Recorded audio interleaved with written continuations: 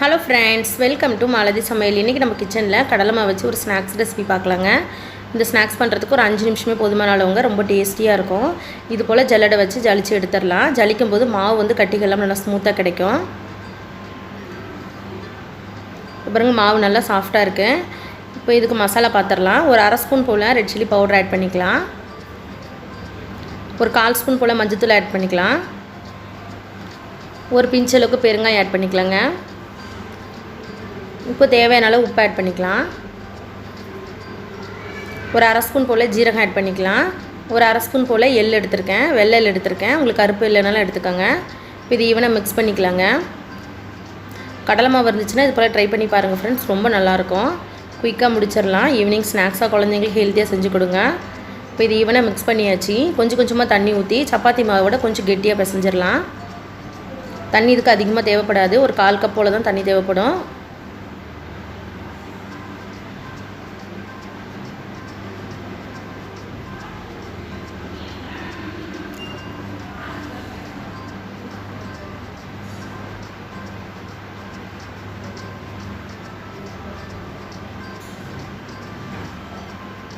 இது போல் நல்லா சாஃப்டாக பிசைஞ்சாச்சு.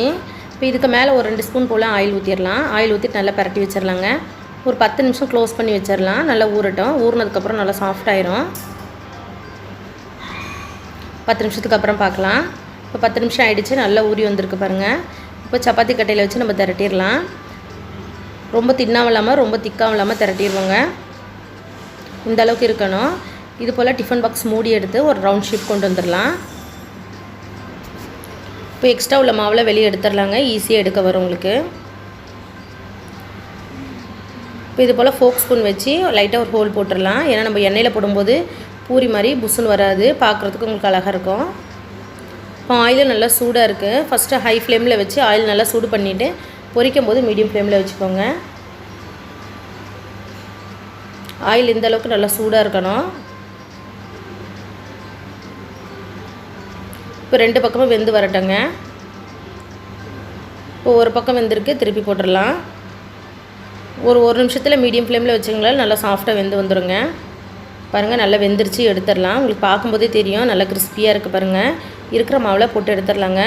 நம்மளுடைய ஈவினிங் ஸ்நாக்ஸ் குயிக்காக ரெடி ஆகிடுச்சு. பாருங்கள் எவ்வளோ கிறிஸ்பியாக இருக்குது பாருங்கள். நீங்களும் இது போல் ட்ரை பண்ணி பாருங்கள் ஃப்ரெண்ட்ஸ்.